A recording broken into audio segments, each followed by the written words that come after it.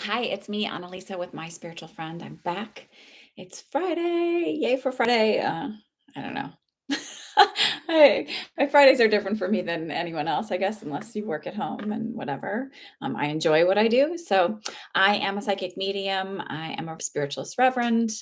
And I have been doing manifesting for over 20 years. I'm wearing a purple sweater yet again because it's still October and I am giving the middle finger to those that tell you that it's, that idea, it's sort of the physical representation of the people that tell you no, the thoughts that tell you no, it's not possible, the um any of the naysayer, naggy feelings, whatever it is. So this is the physical representation. So all of October, you are going to see me wearing this.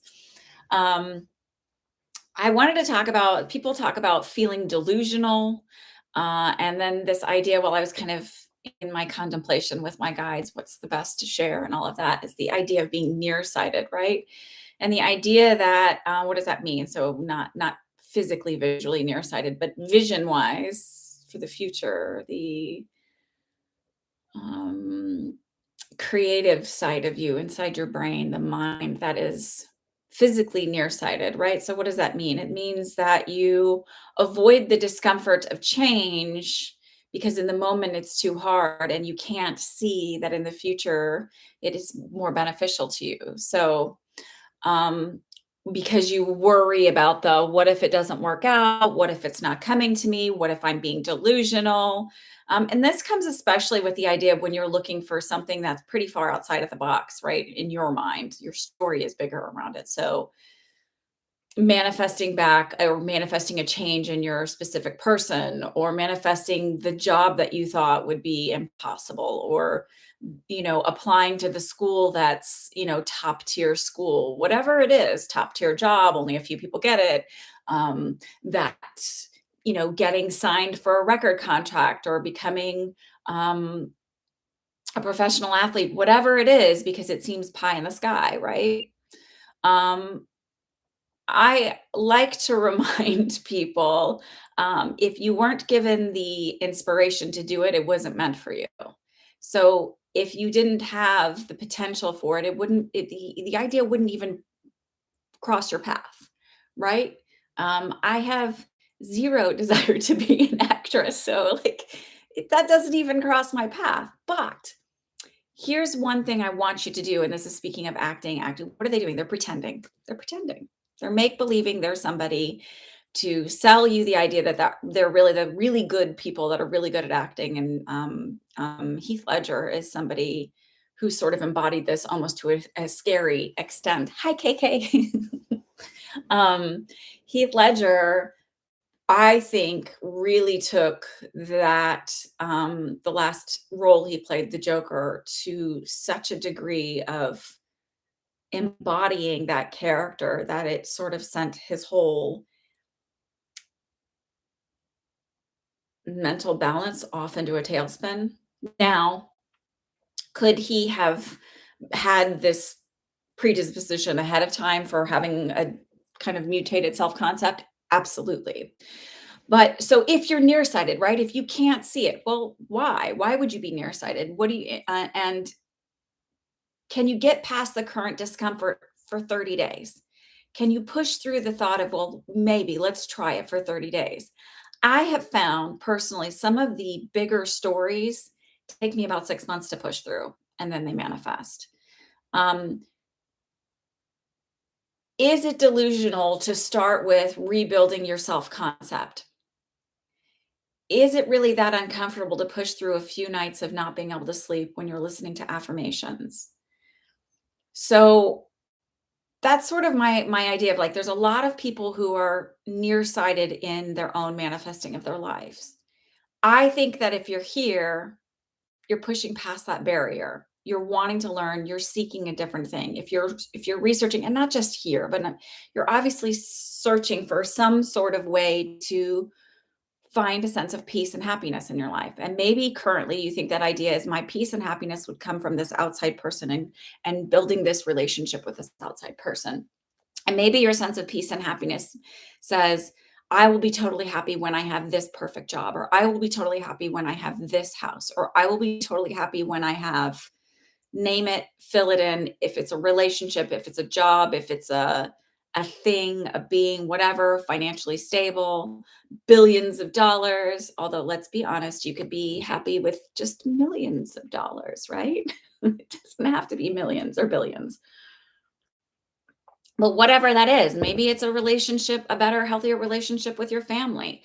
Whatever that is, know that once you find a self concept, an inner being, an inner peace, the rest of that, it's like if I can find happiness here, then the rest of that's just the sprinkles of life, right? Just the sparkles, the added zhuzh. As I tell my daughters, we'll zhuzh up your hair. Because curly hair is just, if you wash it every day or wet it every day, it's like hours of whatever. Sometimes you can zhuzh it. Anyway, I digress. So then I kind of came to this idea of like, yeah, there's a lot of people that are nearsighted. They are so afraid of the immediate discomfort that they can't push back to see that the long vision, they can't see through the trees, so to speak. They can't see the entire forest because all they can see are the trees right in front of them. The discomfort, the fear, the ego talking. And then it sort of brought me to this idea that I talk about when I do in psychic development, right? Psychic just means intuition. It's just a word.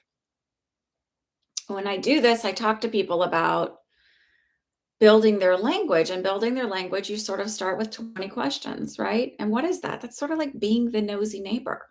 So can you be the nosy neighbor about your own vision for yourself and what you see? And that's sort of where it comes into play of like living in the end. Well, what would I be like if I was a millionaire? And build that character. And then just like an actor, pretend to be that character. Um, when I told that story the other day, I was watching something and the guy who was the international drug smuggler. Well, what were you thinking of when you went through and nobody bothered you at all? Well, I was thinking about all the matches I won. He wasn't thinking about the drugs he was carrying. He was thinking about the matches he won. And he had this really expensive racket that he spent. He had I guess an Amex card or something he could expense his costumes on. So it's not about like, okay, if you're really rich, go out and buy that like $15,000 purse or that $60,000 car because you might not have that. But like, pretend the purse you're carrying is a $15,000 purse. Pretend that you're wearing that $5,000 shirt, like, which honestly is like so weird to me to spend so much money on things like that. Because I think when I am rolling in dough, I want to use it to help other people. That's just me. Um, it's not that I don't want nice things or whatever, but I don't know. I really like the idea of helping others. Hence what I do. Hence becoming a nurse. Always like following a path of caregiving and helping and whatever.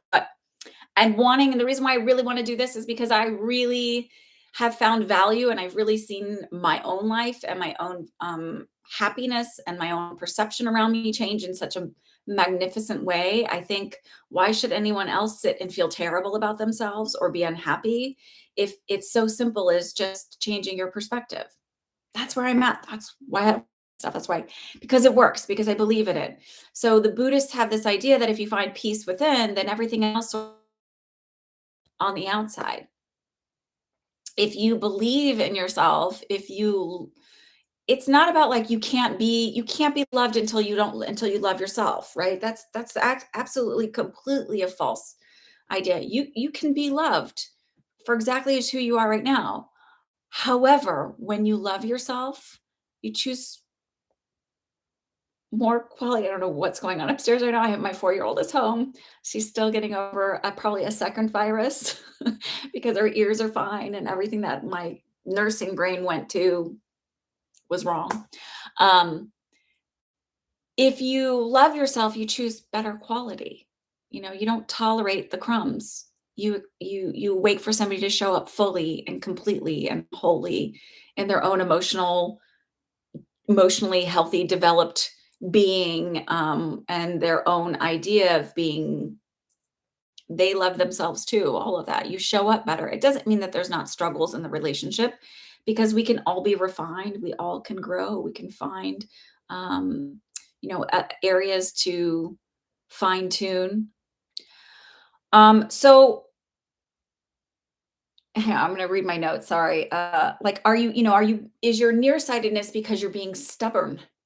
Are you just being stubborn, like, "Oh, it's too hard, I'm gonna give up." Well, in growth, there is discomfort. Because oftentimes when we're growing, especially on an emotional and spiritual level, we look at the shadow side. We look at the quote unquote shadow side, right? We just in case you're just listening, so you can't see my gestures. You have to be a little bit more introspective, and you have to go. And I'm not saying do it with shame and guilt. Do it with compassion and forgiveness. You just didn't know better. And now you're learning to do better for yourself and you're seeking to be stronger and you're looking to be a bigger person or a more evolved being. And then be the nosy neighbor and start with a really good, healthy self concept. I wrote these affirmations down, right? So build the self concept. I am powerful. I am lovable. I am kind. I am attractive, magnetic, vibrant. I am safe.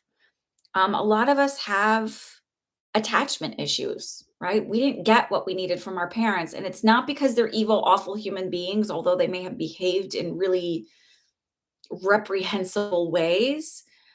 They did the best that they could. I often look at I love my mother and she shows up now, but when I was little, she didn't. And it took me a long time. I was never really angry. I just didn't understand it, right? I thought maybe it was something wrong with me. And what I finally came to the realization through my own meditations and my own spiritual growth was, my grandmother grew up in and out of orphanages during the Depression. They didn't have money. She didn't get the love that she needed. So she certainly didn't have the tools that she would have been better to give to my mom. Did my grandmother love my mom? I absolutely believe so. Did my mom love me? Does she still love me? Absolutely. So you have to look at it like, well, I got the tools that maybe were a little shabby and broken. I did the best that I could. Look at your life and realize like we've all just done the best that we could, but it doesn't mean that we can't grow and get better tools. So maybe you didn't get secure attachment. So then you learn to go, but I am safe and I am secure and I can look out for myself and I trust myself. A lot of us need to learn that we can trust our own intuition because we were taught in a way where this is a really good simple example of not trusting trusting your intuition where you should. So, and society teaches us this one. So you meet somebody and they don't have the best energy, right? And it doesn't, you're just kind of standoffish and you're like, "Oh, I don't know. All the words are coming out the right way. All of the niceties are there, but I just feel off about this person and I can't put my finger on it." We've all been there. Um, and then you go to the society of like, "Oh, I'm being judgmental. I'm being the bad person by not feeling right about this. There's something wrong with me." And then you get to know this person and you let him in, as a coworker, as a friend, as a neighbor, as a whatever. And then you realize like, oh, they were all of those feelings that you had end up kind of evolving to being like, this wasn't good. This was a bad choice. I should have listened to that feeling. So you start out not trusting yourself. And where does that come from? Because your parents tell you you're being rude if you don't want to be super duper nice and open up your boundaries. You can be cordial and polite without opening up your boundaries. Um, so you were taught not to trust your intuition. I'm teaching you to trust yourself. Trust that feeling. It doesn't mean you're an evil person or they're an evil person. It just means vibrationally you don't match. Let there be the grace for that and be okay with that. That's okay to not trust somebody right away. Trust yourself. Trust that feeling. See where it goes. Hi, Taylor. Welcome. I hope you subscribe and like this, everybody. I hope this is helpful for you. So that's where I say, like, and this is what I did with building my trust and first starting doing readings. I just said, look, I was really fearful of letting people down. I was really fearful of being wrong because I really believe in this ability. I really believe in my intuition. I really believe that people have an intuition. I really believe that there's this other world, side to life that we can't always see energetically. And so I had to get over that fear of, hi Lana, of please comment. I like to engage and interact with all of you. That's why I do these live. That's why I don't record. One, I'm a nitpicker, and it would take me forever to edit them, and do 8 billion retakes. I think that's why it takes so long to film movies and things. They do a million retakes, right? Um, my best friend's son is in acting, so I hear all of the things, and all of the wins and losses. And I try to help him with while he's going through his auditions, giving him a different perspective of when they say no. Anyhow, when you hear no, maybe it's that.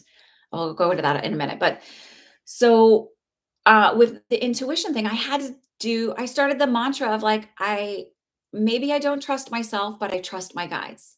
I know that they're giving me something, and maybe I'm not interpreting correctly, but I know what I trust them, and I know what they're giving me is clear. So then I started getting bold and just saying, this is what I'm seeing. I don't necessarily know, and getting comfortable with going, I don't necessarily know how to interpret this, but this is what I'm seeing.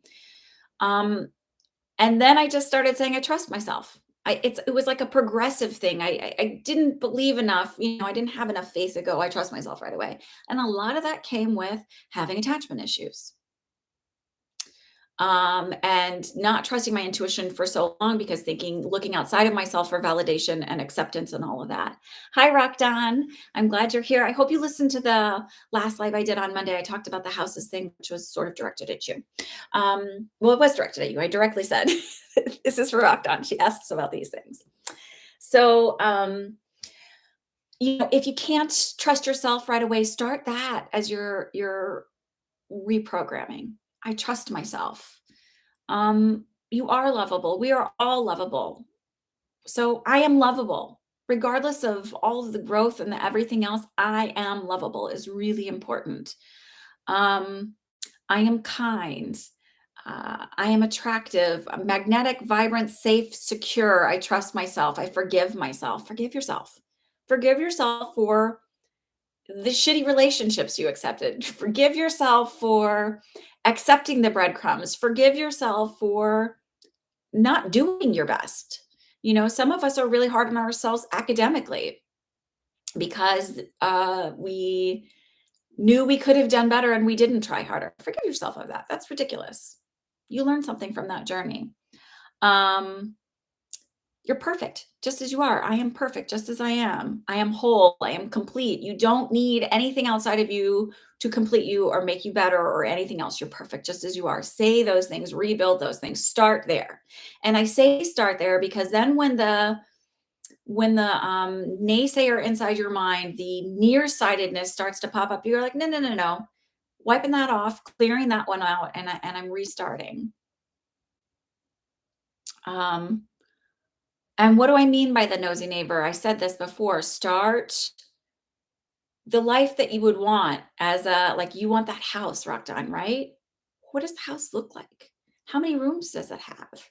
What is the closet space? What is the cabinet space? What is like get detailed in that part of it. Like get like, oh, well, I'd want maybe not super crazy detailed because maybe there's better products out there, whatever, but it'd be like the color scape, the color scheme. What kind of furniture? Would it be big, bulky furniture? Do you like smaller, sleek, more contemporary stuff? Would you have a million tchotchkes everywhere? Or would you just have the stuff that matters? Like, would you have rugs everywhere? Or do you just like, I don't know, carpet, wood, whatever? Just sit in that space and say, this is my home. Don't worry about, is it going to happen? Is it possible? So what? Shoot for the stars. What if you get just slightly less than that? Will you be disappointed? Probably not. Do you want lots of old growth trees in your yard, or do you like a nice clean yard with zero trees? Although I don't know why, but we have a 3-foot pile of acorns out on our street because where I live, you don't have to bag up all your grass. The town comes and they take it and then they turn it into mulch and all of that other stuff. And so I have a huge pile of acorns. And I just think, oh, the deer are going to be happy to like easy feed. Um, Imagine it all. What and then pretend to be that person. I am successful. I wanna help way more people than I'm helping right now. But I'm really proud of the room full of 1,000 people that have potential to reach me and the other people that aren't subscribed here but are my private clients outside of here. I get to help people, and I'm really excited about that, and honestly, that's all I've ever wanted to do my entire life. It's never wasted, time is never wasted. Look for the moment and the opportunity. Bad love relationships, what'd you learn from it? What'd you take from that bad love relationship? What can you reflect on? How did I feel about myself? How did I oh, well, yeah, that's a shame that I felt that way about myself, but gosh, I know better now. And you don't have to become cold to that upcoming relationship. So, why did you feel bad about yourself? Why do you think that that relationship had insecurity in it?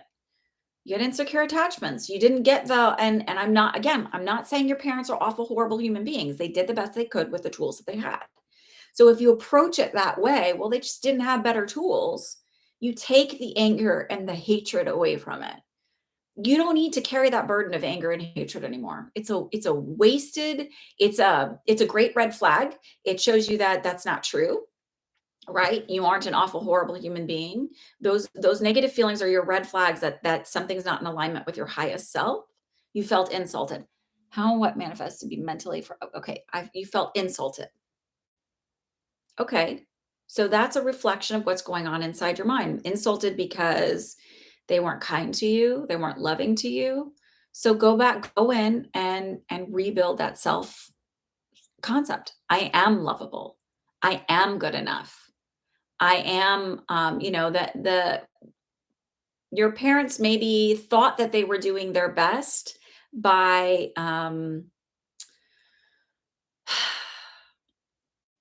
there's these ideas I see out there like, don't tell your children they're beautiful, because then they think that that's their only value. No, tell your children they're beautiful and they're smart and they're talented and their opinions matter and they're kind.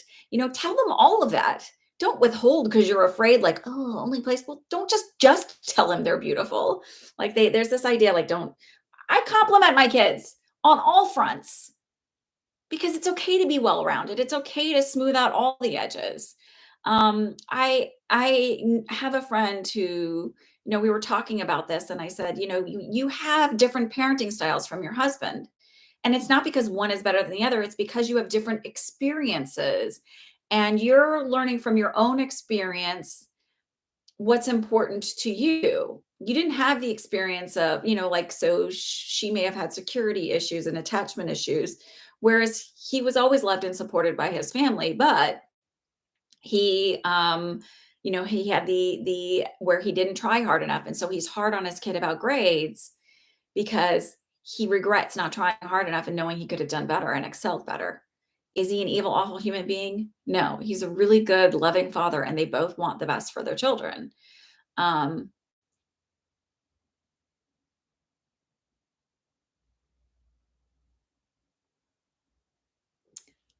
um, so, hang on, I'm gonna read your comments in just a minute. I don't want to get lost in my thoughts. So when your parents are doing something more often than not, or they're caught up in their own addictions and things like that, that's really not about you. They just didn't have the tools to deal with their own coping trauma and all of that. I'm not excusing it. I'm not saying that it's not hurtful. I'm not saying that it didn't put you through a lot. So understand that I'm not minimizing or dismissing it. What I'm saying to you is holding on to the anger and the hatred forever is only punishing you. It's only holding you back from the sparkling magical world that exists. You I'm not saying don't go through those feelings and find the process and the time and everything else, and be gentle on yourself if it takes time. It does take time. I didn't like discovering a lot of mine and like having memories come forth of things that I had packed and buried down. I had to take the time to go through it. And I allowed myself that time. And then I allow myself the refinement and I give myself the grace of that. However, I refuse to allow myself to be angry forever because it's going to take away from the rest of my life. Someone asked on like, those little memes of like, on one of her Facebook groups, do you make your bed every day? And I was like, I used to not, but now I do because I like it and whatever, and it makes me feel good. But I got to tell you, no judgment either way, because on your deathbed, you're not going to go, oh, I wish I would have made my bed every day. It's not the thing you're going to give a shit about in life. What are you going to give a shit about? I wish I wouldn't have held on to anger forever. That was such a waste. So let go of the anger and now focus on putting your feet, one foot in front of the other. I like the organized feeling because energetically it makes me feel better. And I'm looking at this organization, what's going on right now. My 4-year-old is screaming at me right now. So if she comes in, you might have a little 4-year-old voice coming in. And Rose says, I also tell my kids they will mess up, but that's okay because it doesn't change who they are. They are incredibly good souls. Exactly. So give yourself that same grace. If you make a misstep, learn from it. You're literally always on your path and your journey. And, we don't learn from perfection. We really don't. We learn from the imperfections and we grow through the imperfections and we become wiser through all of that. So as you're manifesting the life that you want and you see these fears come up, go, oh, wait, no. That just means I have some work to do. That's not reality. Fears are not reality. Danger is, but fears and doubts are not reality. So let's reprogram that, right? So if you think that you're not good enough or you think that it's not possible, change that. It is possible. There's a million people talking about manifesting, not a million, but there's a lot of people talk about manifesting. And I told myself for a long time, and I even said, go to those channels, look at them. A lot of those other people are doing that. But I freaking love this stuff. And like on the side, I was always like, oh my God, look at, I found this other little thing, whatever. So I want to share that with you. Don't be nearsighted. Don't be so afraid of what might not happen that you're not even willing to try. Don't be so afraid of that it might not come true that you're not even willing to just put the effort in. Be stubborn. Don't be stubborn about the negative stuff. Be stubborn that you're going to just keep at it until it shows up. Persistence. I'm stubborn. That is a quality. My kids are stubborn. That is a quality where it can be incredibly frustrating when you're up against it. But it's really freaking cool when you're so tenacious that you're not going to allow anybody. You're going to be so stubborn. You're not going to allow anybody to tell you or any thought to tell you that it's not possible. Be stubborn. Be the nosy neighbor when you're. Hi. Told you. What's wrong? You want to play? Okay, I'm going to be on here for maybe 5 more minutes and then we'll play. Okay? I promise. Do you want to go set the timer on Alexa and then for 5 minutes? And then as soon as... Okay, I'm going to set my timer on my phone. No, don't. On my watch? No. Okay, what? What? I know. Oh, little stuffy nose. This might be the end, y'all. KK says hi. Huh? Lana said, how did I let go of the negative things my mom would say? Like, I'm stupid. Okay, first of all, my dad told me I was stupid. I didn't. What? I know. Can you believe that? Isn't that crazy? That's just so mean. It is so mean. He was insistent on typing a paper for me on a word processor that we had going way back when I was in high school. We didn't have computers. We had word processors. And he was insistent on, oh, there you go. See the messy curly hair. All right, Okay. off you go. You can go get yourself a treaty, okay? But I can't. It's level. Okay, but problem solve it. What could you use to get a little bit higher? Did you paint this one? It's always been this color. No. You're just now noticing? I mean, did you actually paint it? At a point we did, yes, actually, like 8 years ago. What? Okay. It looks pretty different. This is all falling apart. It does. Can I please have 5 more minutes? Will you set the timer so you can come down and yell at me and say it's been 5 minutes? Do you want to go grab a snack? A treat? All right, y'all. I think this is it. Let's go. So hang on. Stay right here. I don't want you on the camera. I don't want you on the camera. I love you so much, but I don't want you on the camera. Because I just don't. Because sometimes there's people out there, I don't know who watches us, and they're not very nice. And I want to keep you as safe as possible. Mm-hmm. I love you. Here. Do you want to go color on the board? What if I let you use my special pens that I don't let anybody use? There's all in that box. There's special pens. And here's a piece of paper. Oh, my stomach just growled. Here's a piece of paper. They're sparkly pens. Okay, I'm going to play. Right now? Everybody's saying it's okay to go. Yeah. So I'm gonna say this one quick. When so my father told me these things, right? And he was typing paper, and I didn't. This is how silly this is. I didn't write it's as a contraction. I wrote it as a possessive, and I typed, and it was a rough draft. And he started screaming at me and telling me how stupid I was. So what do you do with that? My IQ is really, really high, like really high. And like now I think, how did I even ever let that bother me? It's so ridiculous. I dumbed myself down because if I said I knew something, they'd be like, oh yeah, you just know everything. Like they were really, my father was really a jerk. I mean, it's one of the What's a numerous reasons jerk? why, not very nice. One of the numerous reasons why I don't talk to him anymore. But the point being is you have to let that go. Just because someone called you stupid doesn't mean that's real. Like that wasn't a stupid thing. It was an error that I made on a usually people who are saying those things aren't very intelligent themselves. I have to say that.